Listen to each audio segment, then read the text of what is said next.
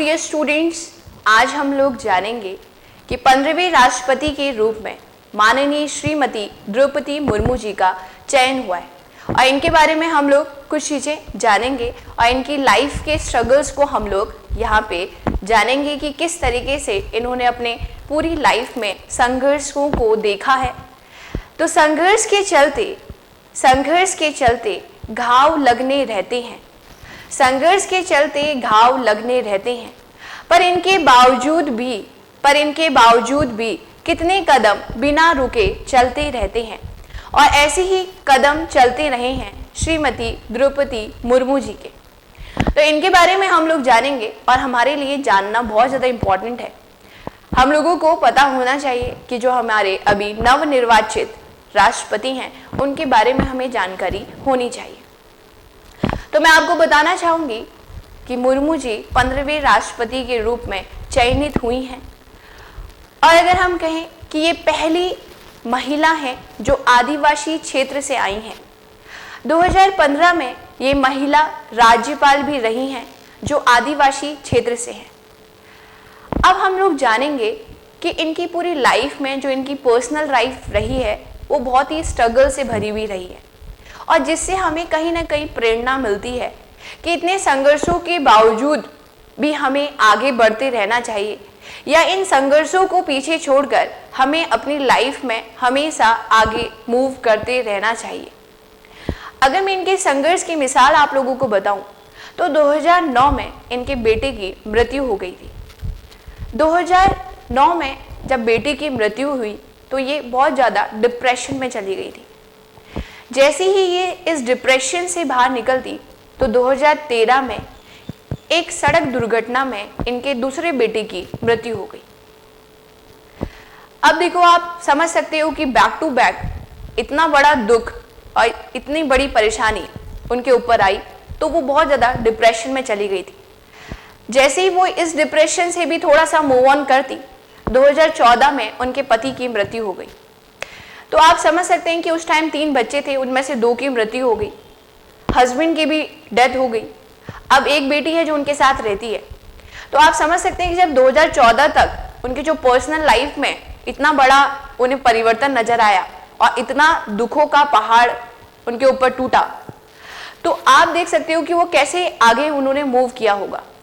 और इसी के आगे आप देखोगे 2014 में जब उनके हस्बैंड की मृत्यु हो गई थी, उसके बाद 2015 में उन्हें राज्यपाल के रूप में चयनित किया गया। 2015 में वो झारखंड में राज्यपाल के रूप में चयनित की गई। अगर उनके करियर की बात करें कि उन्होंने अपना करियर कब स्टार्ट करा, तो 1997 में उन्होंने अपना करियर स्टार्ट किया।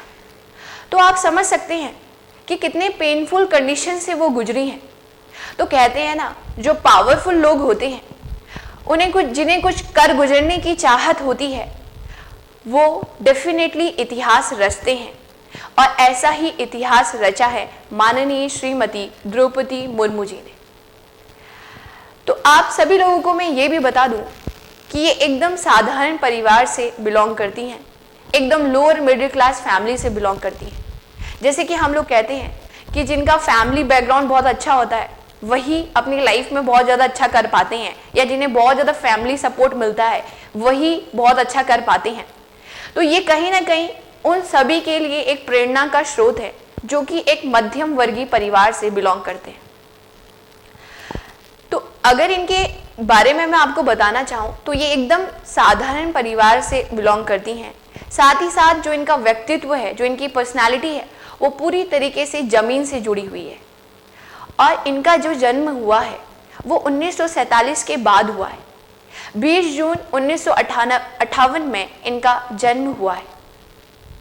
तो आप देख सकते हो कि आज़ादी के बाद ये प्रथम महिला या प्रथम राष्ट्रपति हैं जिनका जन्म आज़ादी के बाद हुआ है, स्वतंत्रता के बाद हुआ है।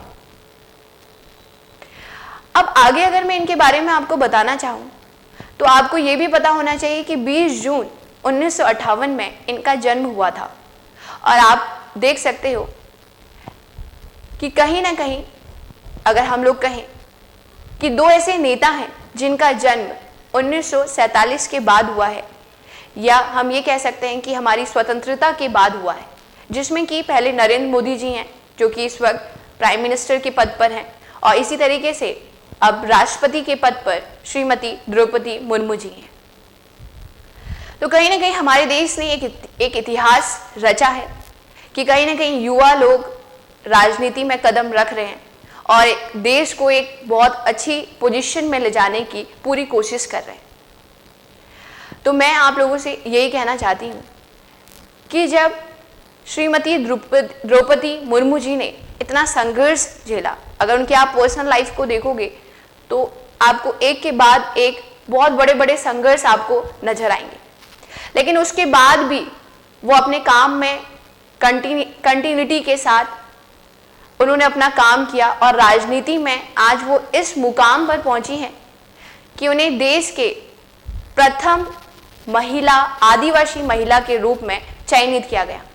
तो कहीं ना कहीं इससे आदिवासी क्षेत्रों से जो बिलोंग करते हैं उनके लिए भी एक प्रेरणा का स्रोत है, और कहीं ना कहीं महिलाओं के लिए भी ये प्रेरणा का स्रोत है कि जब एक महिला इतना संघर्ष झेल सकती है और उसके बाद एक इतनी अच्छी पोजीशन में पहुंच सकती है, तो ये हमारे लिए क्या है, एक प्रेरणा का स्रोत है, एक मोटिवेशन का हमारे लिए स्रोत है। तो आप सभी लोगों ने भी इसी तरीके से मोटिवेट रहना है। आप सभी लोगों के लिए एग्जाम के लिए भी ये इम्पॉर्टेंट है कि अगर श्रीमती द्रौपदी मुर्मू जी की बात करें तो वो राज्यपाल रही थी, और कौन सी जिले में वो राज्यपाल रही थी, जिले इन द सेंस सॉरी कौन से स्टेट में बेसिकली राज्यपाल रही थी। तो आप सभी को पता होना चाहिए कि झारखंड स्टेट में वो राज्यपाल रही थी, और साथ ही उन्हें नीलकंठ पुरस्कार से भी सम्मानित किया गया। तो आप देख सकते हैं कि जब इतनी स्ट्रगल्स भरी जिंदगी के बाद भी उन्होंने इतना अच्छा मुकाम हासिल किया है, तो हम भी उन्हें एज अ प्रेरणा स्रोत लेकर हम भी अपनी लाइफ में बहुत अच्छा कर सकते हैं।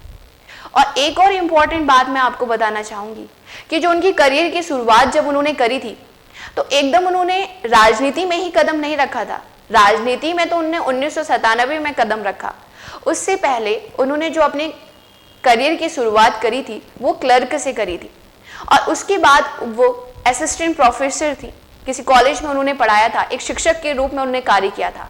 और आज आप देख रहे हो कि फाइनली वो इतनी बड़ी पोजीशन में पहुंची हैं और भारत के 15वें राष्ट्रपति के रूप में माननीय श्रीमती द्रौपदी मुर्मू जी का चयन हुआ है, और वो इस वक्त हमारी राष्ट्रपति हैं। तो engineers academy and nimbus learning परिवार की तरफ से उन्हें हार्दिक बधाइयाँ एवं अभिनंदन। Thank you so much.